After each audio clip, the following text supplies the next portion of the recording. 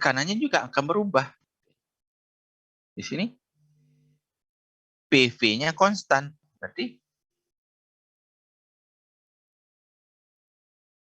P-nya adalah sebagai bisa dihitung sebagai fungsi volume. Maka kita menghitungnya pakai apa? Ya pakai persamaan kerja isotermal. Ya, konstan. Kan tadi konstanta ini mana saja? Jumlah mol, ya. Jumlah mol, konstanta gasnya, ya, dan temperatur yang diatur konstan kan? Jumlah partikelnya konstan, gasnya tidak diubah, temperaturnya nggak diubah. Inilah yang digambarkan dengan K tadi. Oke. Nah, K tadi ini sama dengan mana? Ini sama dengan PV. Kalau persamaan gas ideal. Maka K tadi bisa kita hitung dari persamaan keadaan awal, tekanan, dan volume. Ya. Sehingga bisa kita hitung berapa kerja ini. Ya. Volumenya 2 kali semula, berarti lon 2. K-nya berapa? 42.000. Sudah kita hitung ya. Sehingga kerjanya adalah 42.000 kali lon 2. Ya, sekitar 29.112 ya, Joule. Minus. Kenapa? Karena dia mengalami ekspansi. Sistem melakukan kerja. Sistem kehilangan energi. Maka tekan akhir berapa? Tinggal kita lihat lagi. P1 V1 sama dengan P2 V2. Kalau sudah dapat V2 adalah 2 kali V1, maka tekanannya menjadi P2-nya 2 kali V1, tekanannya menjadi setengahnya P1 kan. P1-nya tadi berapa? 14 bar, maka dia P2-nya dapat 7 bar. Jika kita lakukan penurunan tekanan mendadak menjadi 7 bar, maka kerjanya mana? Kalau diubah pada tekanan konstan, volumenya jadi setengahnya, ya, ditekan lagi, maka kerjanya P kali delta V, karena P-nya di sini konstan, pada volume pada tekanan konstan. Kemudian kalau kita lihat untuk proses yang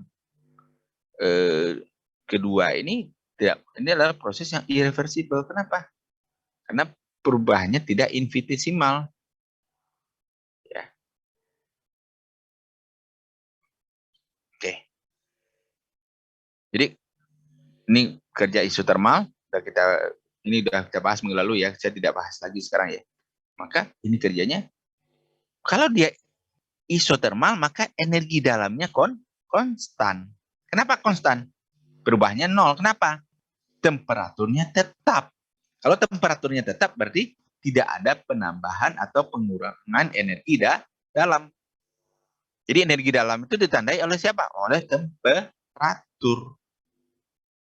Maka untuk proses isotermal, kita lihat di sini bahwa kalor yang didapatkan sebanding dengan kerja yang dilakukan.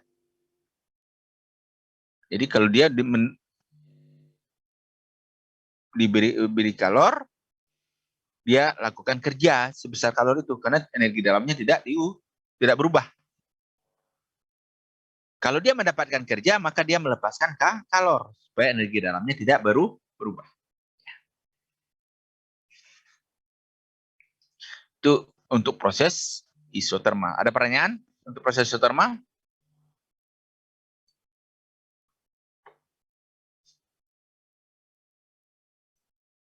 Siapa nih yang bertanya? Ada yang bertanya? Tidak, Pak. Tidak. Anak Hafsah, paham? Anak Hafsah, Iya, Pak. paham nggak? Paham ya? Lumayan paham, Pak. Oke, kalau paham, apakah dalam proses isotermal ada perubahan energi dalam?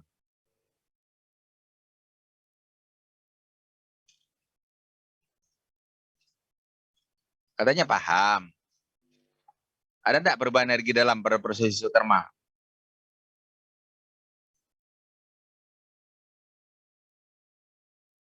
Halo, Anak Hafsah, Iya, Pak. ada enggak perubahan energi dalam pada proses isotermal? Ada. Makanya perhatikan kuliah. Saya sudah bilang saya tidak akan mengasih rekaman perkuliahan ini. Ini saudara, mentang-mentang selama ini saya kasih rekaman, pas kuliah nggak diperhatikan. Bagi saya banyak nggak lulus nggak ada masalah ya. Paling saya harus mengajar 3 kelas, atau saya harus buka lagi mata kelas termo di semester depan. Ya saudara akan terhambat lulusnya tepat waktunya kalau banyak nggak lulus. Oke, ini hampir semua dosen mengeluhkan saudara tuh sudah kuliah online pada nggak serius, disuruh offline BEM-nya pada nolak, ya orang tua pada nolak, ya kalian maunya apa? Ya, oke, saya sekarang masuk ke proses isobarik. Proses isobarik, kerja isobarik sudah kita lihat minggu lalu ya, bahwa kerja isobarik ditentukan oleh volume awal dan volume akhir serta tekanan. Isobarik berarti tekanannya tetap kan, tekanannya tetap, maka kerjanya adalah P kali delta V di sini. Segi 4 ini kerja yang dilakukan oleh proses isobarik. Maka dalam proses isobarik pasti di sini temperaturnya berbeda. Temperaturnya berbeda. Di posisi 1 dan 2 temperaturnya beda. Ya. Maka untuk proses isobarik di sini ada kerja, ada energi internal, perubahan energi internal, ada juga perubahan kalor yang diberikan. Ya. Nah, untuk proses isobarik, kalornya adalah NCP delta T. CP, kapasitas kalor pada tekanan konstan. Ya. Kerjanya P delta V. Sehingga perubahan energi internalnya adalah Q min W. Delta U-nya jadi NCP delta T min PD V. PD delta V adalah NR delta T. Sehingga didapatkan di sini hubungan bahwa CP, kapasitas panas pada volume konstan, tekanan konstan adalah kapasitas panas pada volume konstan ditambah R. Maka kalau ada N mol perubahannya makanya kali N R di sini. Ini untuk kasus gas ideal. Berarti kalau gas ideal kita gunakan gas dengan R konstanta gas universal. Tapi kalau dia bukan gas ideal, maka konstanta gasnya harus sesuai dengan gasnya. Itu isobarik. Untuk proses isokorik, volume konstan, tidak terjadi perubahan volume di sini. Ya, volumenya konstan. Maka kerjanya 0. Sedangkan kalornya NCV delta T. Kenapa CV? Karena prosesnya isokorik. Kapasitas panas pada volume konstan. Maka perubahan energi internalnya ditentukan oleh kalor yang diterima atau dilepaskan sistem. Sistemnya tidak berubah volume. Ya, contoh, ban mobil, volumenya berubah enggak? Tidak kan? Maka bila ya ban mobil kita panaskan, maka energi dalamnya bertambah. Makin kita panaskan, maka energi dalam meningkat sehingga ban mobil bisa pecah. Sebelum dia pecah, prosesnya isokorik. Kalau sudah pecah, sudah tidak isokorik lagi. Yang berikut, yang keempat adalah proses adiabatik. Nah, kita sudah hitung juga kerja adiabatik, ya. Kerja adiabatik. Nih, ya. Dengan C-nya sehingga proses adiabatik minggu lalu sudah kita dapatkan. Kerjanya adalah ini, ya. Kerja adiabatik. Untuk adiabatik apa? Kalornya tidak mengalami perubahan.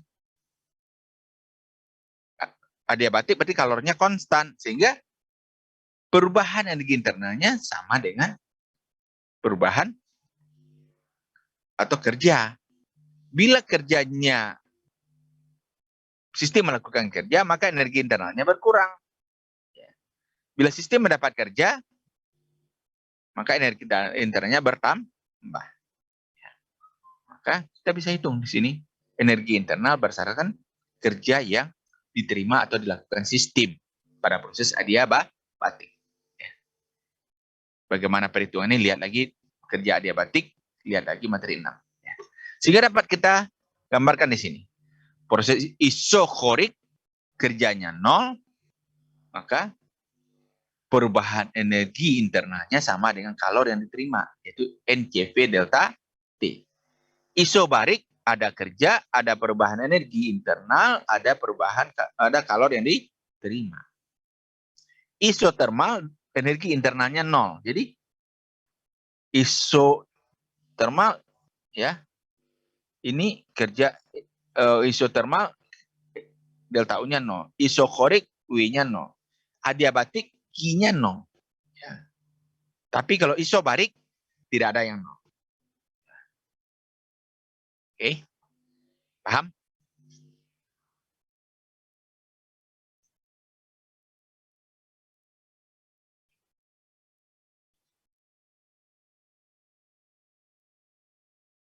Iya, Pak.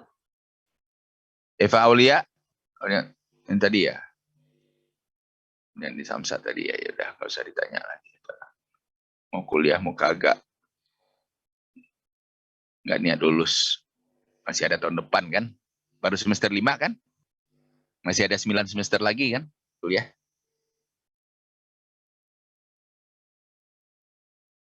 Coba, Krista Widyaningrum. Paham nggak? Iya, Pak. Kenapa untuk proses isotermal? Kenapa proses isotermal delta U-nya 0? Karena kan tadi katanya yang energi dalam itu berubah kalau suhunya berubah, Pak. Nah, isotermal itu suhunya tetap, jadi energi dalamnya nggak ada perubahan atau nol. Oke, makasih. Ya.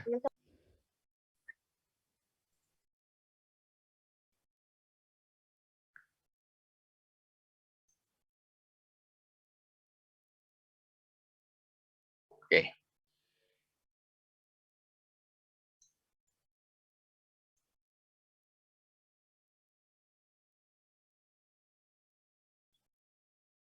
Ini ya, peserta kuliah cuma 37 ya, Noval ya.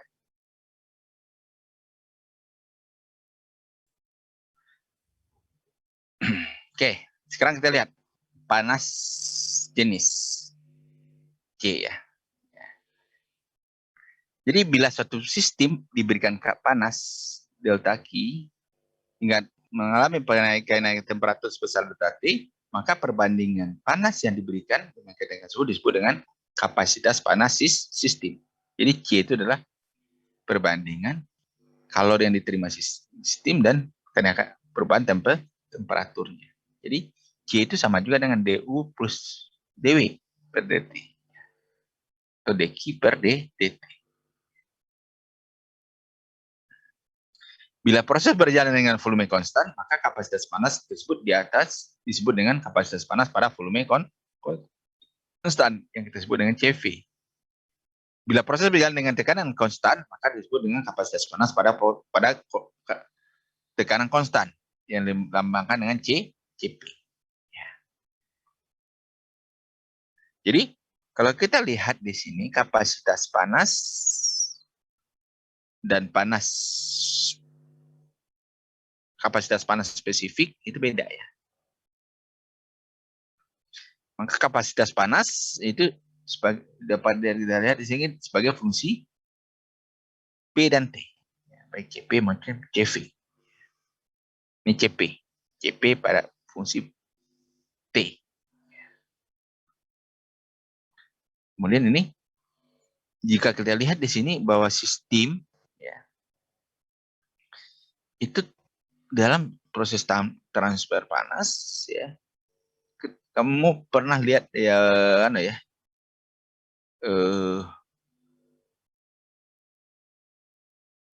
air minuman soda ya, dingin dengan yang biasa itu ya.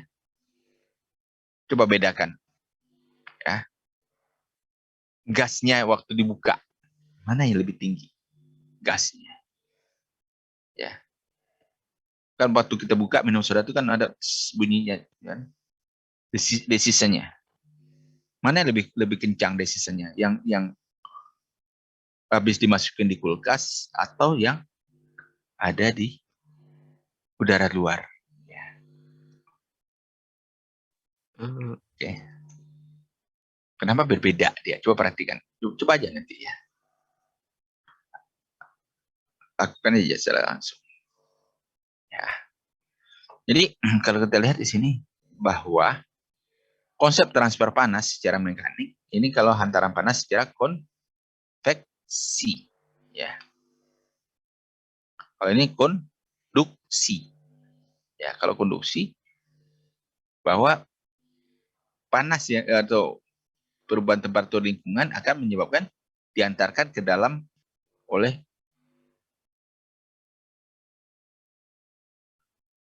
dinding botol ini. Maka di dalam dinding botol ini antaran panasnya adalah konduksi.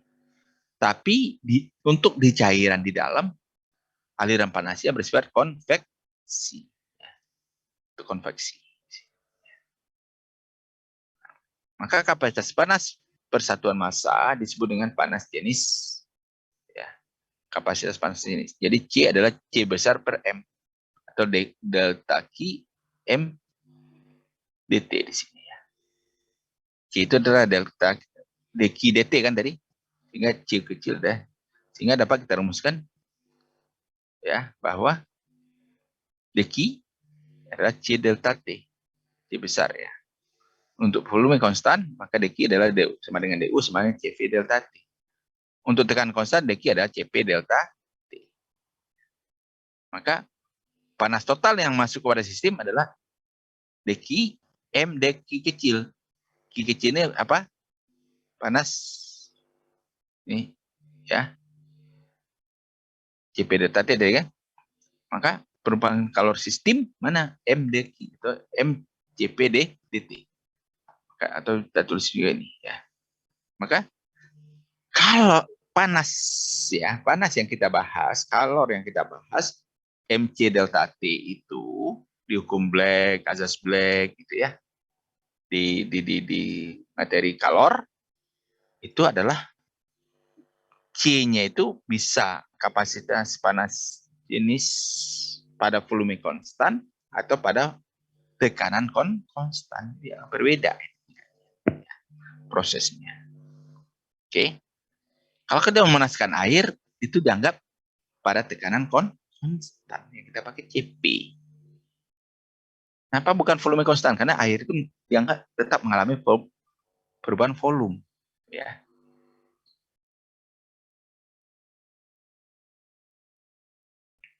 Untuk Ini CP kalau dia tekanan konstan, ini yang kedua adalah CV kalau dia volume konstan. Oke. Kalau kita lihat di mana saja penggunaan hukum pertama termodinamika ini, hukum pertama termodinamika ini bisa diterapkan hanya pada sistem yang diisolasi. Ya. Bisa di dalam sistem motor diesel,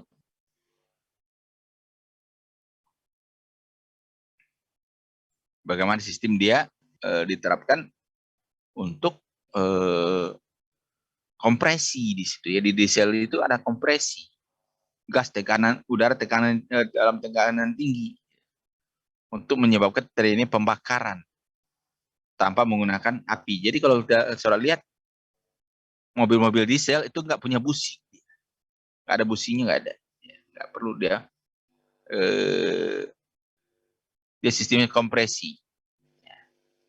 Maka kalau sistem kompresinya sudah rusak, ya, sistem kompresinya sudah rusak, maka tenaganya akan hilang.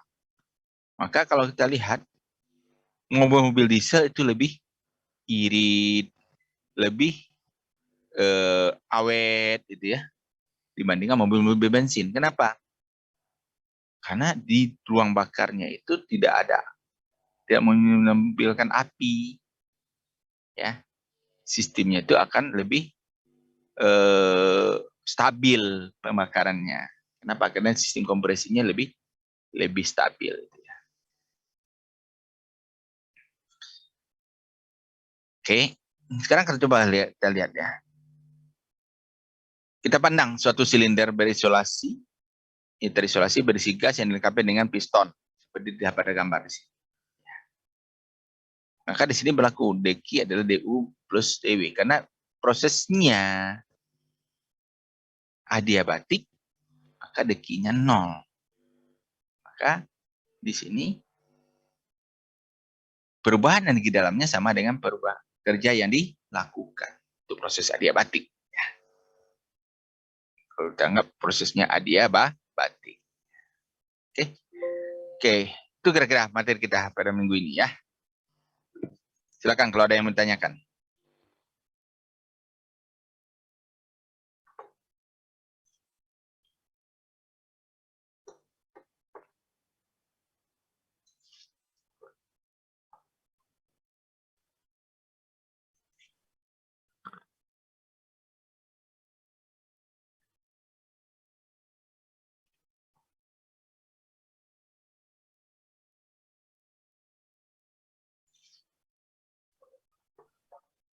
Pak, saya mau nanya, Pak. Iya, silakan. Nah, kan itu yang tadi penggunaan hukum termodinamika ke-1 kan yang itu ya yang solar, tapi tanpa busi ya. Nah, berarti kalau misalnya di sekitar mesin solarnya itu dingin atau mungkin habis hujan gitu, berarti susah ya Pak kalau dihidupin? Tidak, karena dia kan sistem kompresi, kan sistemnya terisolasi. Mesinnya kan sistem kompresi. Mesinnya tetap nggak pengaruh dari luar gitu Pak? Kompresinya kan tidak mempengaruhi dari luar. Dia kan tidak dibakar dengan udara dari luar, tapi udara yang sudah dimampatkan di dalam. Disedot di ruang-ruang. Kecuali kalau dia kerendam mesin, kalau kerendam air, ruang bakarnya kemasukin air, itu baru mati dia kan. Iya. Ya, makasih Pak. Ya.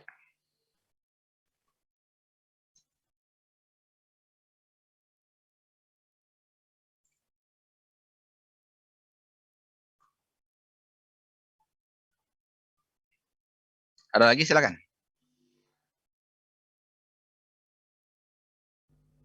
Saya ingin bertanya, Pak. Ya, silakan. Tadi saya penasaran di grafik yang sebelumnya, Pak. Di grafik yang lama, slide mana? saya lupa lagi slide-nya. Ini yang ada gas ideal tuh garis lurus Pak, tapi sedangkan yang molekul-molekul lagi tuh bentuknya eksponensial gitu Pak.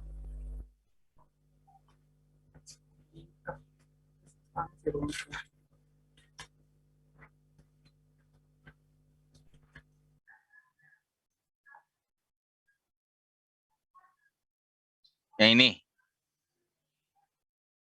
Iya Pak, ya. Ini kan ini bukan gas ideal ya. Oh, bukan gas ideal aja Pak. Gas ini kan ini apa?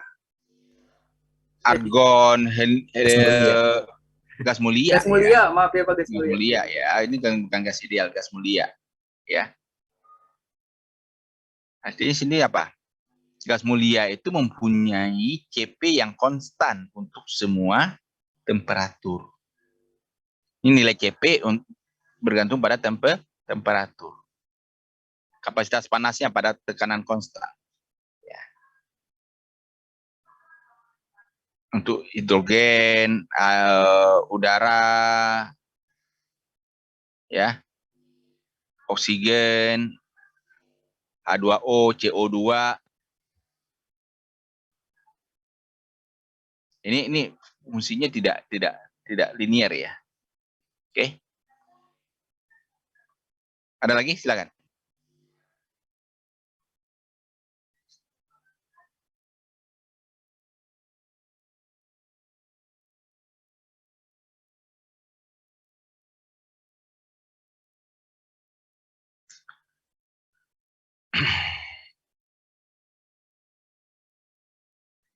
Untuk PR, buku Zemensky ya, bab 4 ya.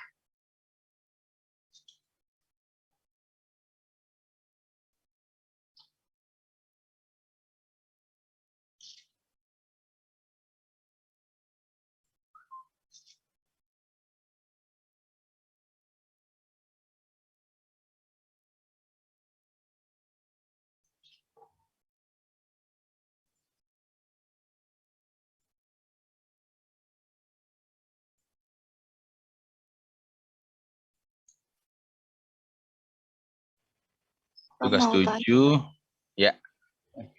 Oh, yang bagian kan ada proses reversibel ya Pak, yang resumnya itu ada melewati serangkaian keadaan keseimbangan. Nah, rangkaiannya itu sebagai yang bagaimana ya Pak? Kenapa?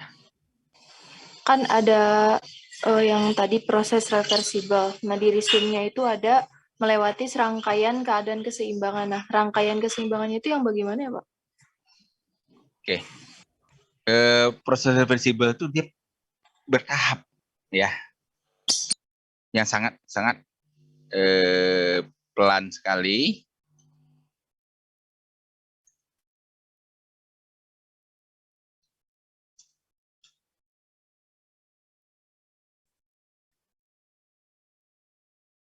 Ya.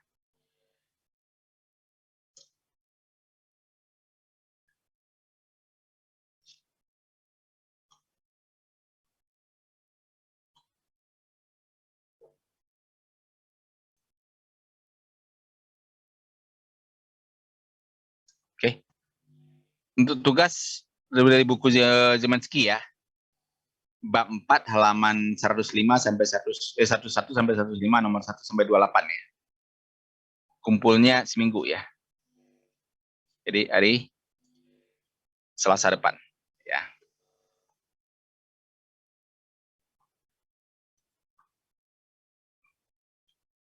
Oke. Jadi untuk proses reversibel itu yang proses yang sangat kecil, bertahap dia. Ya. Perubahannya setahap-setahap, serangkaian tahapan ya. Yang sangat kecil. Dan itu adalah proses yang ideal, nggak mungkin. Ya, nggak mungkin dilakukan. Ya. Contoh, ya, kalau kamu meniup balon pelan-pelan sekali, maka perubahan ukuran balon itu akan, kalau kamu lepaskan lagi, dia kembali lagi ke posisi semula kan. Beda kalau misalnya kamu menekan pompa.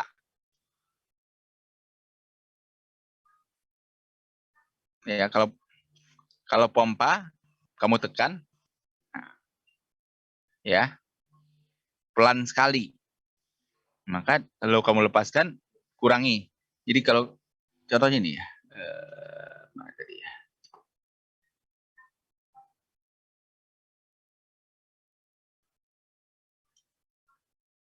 Nih,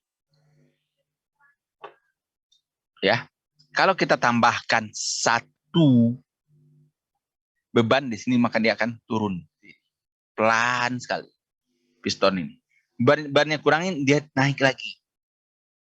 Ini mungkin nggak terjadi?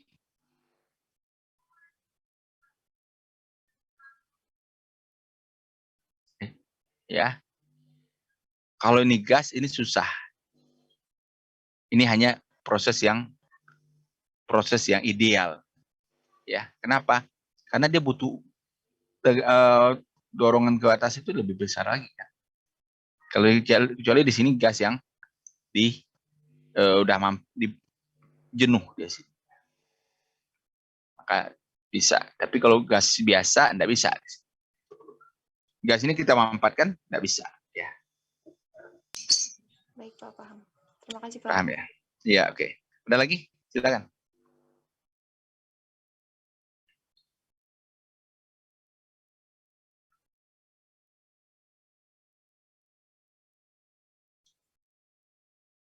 Recording stopped.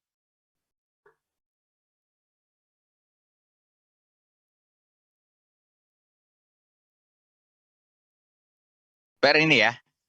Dari buku Szymanski, kalau kamu sudah unduh dari Epsilon materinya, belum ada ini ya.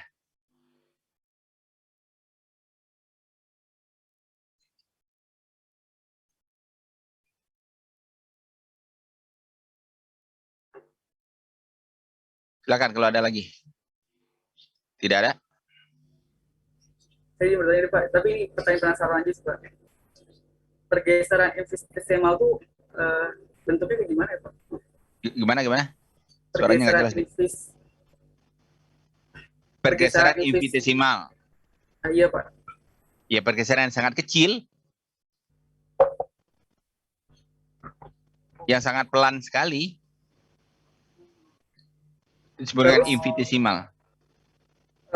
Tadi kan kalau nggak salah pas di bahasan infinitesimal itu ada volume ya Pak. Nah volumenya itu ada indikator T di atasnya, itu ngaruh atau itu sama dengan volume yang lain atau beda? Beda, itu membedakan volume infinitesimal dengan volume biasa. Gitu ya. Oke, membedakan aja. Kondisi infinitesimal, kondisi yang sangat pelan perubahannya, dengan kalau V biasa, berarti V volume bisa diukur gitu kan. Ya.